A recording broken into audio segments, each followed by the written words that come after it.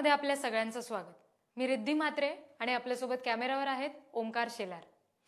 10 डिसेंबर 2020 ला म्हणजेच काल पश्चिम बंगालमध्ये पश्चिम बंगालच्या अयोध्या नगरजवळ जेपी नड्डा यांच्या गाड्यांच्या ताफ्यावर हल्ला करण्यात आला। भाजप पक्षाध्यक्ष जेपी नड्डा सुखरूप असले तरी सुद्धा भाजप नेते कैलास विजयवर्गीय यांच्या गाडीची तोडफोड करण्यात आली आणि यावेळी चित्रफित सुद्धा यावेळची जी काही आहे ती कालपासूनच समाज माध्यमांवर फिरताना आपल्याला सगळ्यांना दिसते।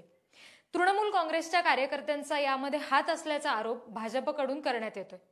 देवेंद्र फडणवीस, चित्रा वाघ यांच्याप्रमाणेच अनेक भाजप नेत्यांनी ट्विटरवर ही लोकशाही आहे का असं म्हणत थेट ममता दीदींनाच प्रश्न विचारलाय।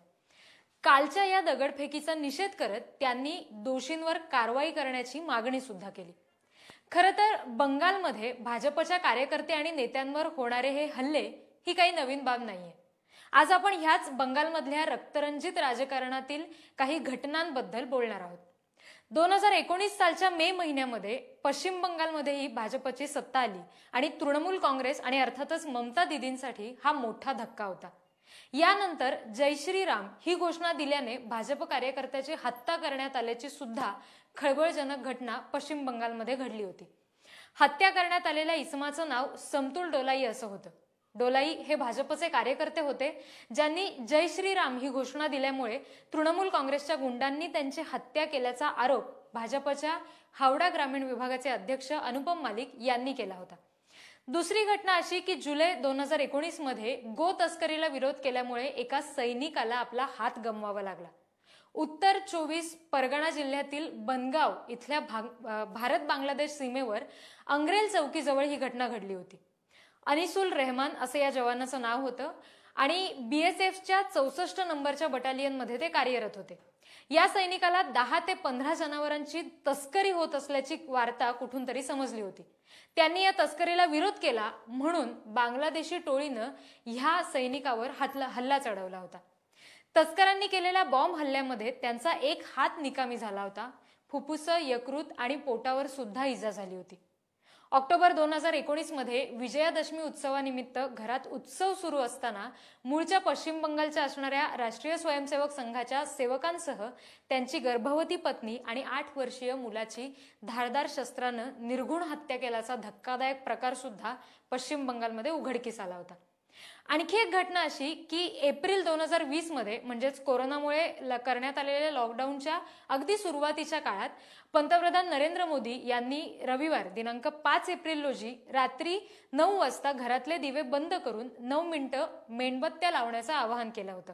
घरातील प्रत्येकानं एक दिवा पेटवण्याचं आवाहन या निमित्तानं मोदींनी केलं होतं आणि प्रकाशाच्या या महाशक्तीद्वारे एका निर्धारानं देश कोरोनाशी लढण्यासाठी एकजूट होईल अशी भावना यामागे त्यांची होती असं त्यांनी व्यक्त केलं होतं।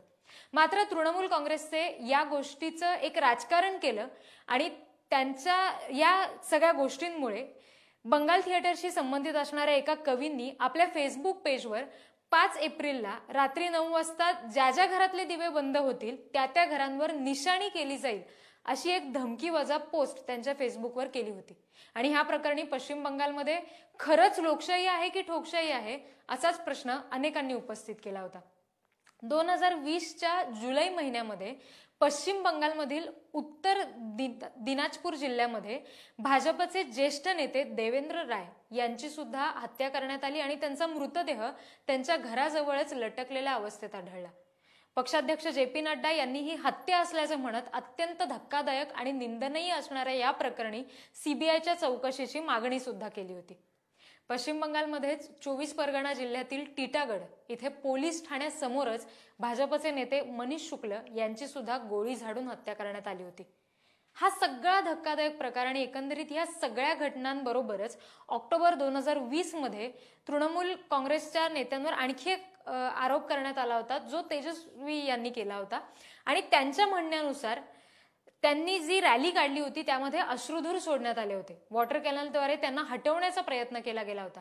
त्यामुळे अशा दहशतीच्या राजकारणाचा अंत आता जवळ आलाय हे निश्चितपणे जनतेला समजले आणि त्यामुळे जनतेला या गुलामगिरीतून मुक्तता हवी आहे असं सुद्धा ट्विट त्यांनी केलं होतं।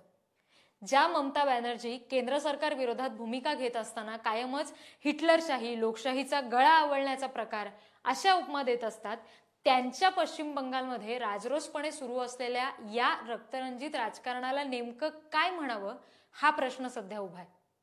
अन्य घडामोडींसाठी MahaMTVच्या युट्यूब चॅनलला सबस्क्राईब करा. आपलं हे फेसबुक पेज आहे ते लाईक करा. हा व्हिडिओ तुम्हाला आवडला असेल तर लाईक करा, शेअर करा आणि ह्या बाबतीतलं तुमचं मत कमेंट बॉक्समध्ये लिहून पाठवायला अजिबात विसरू नका.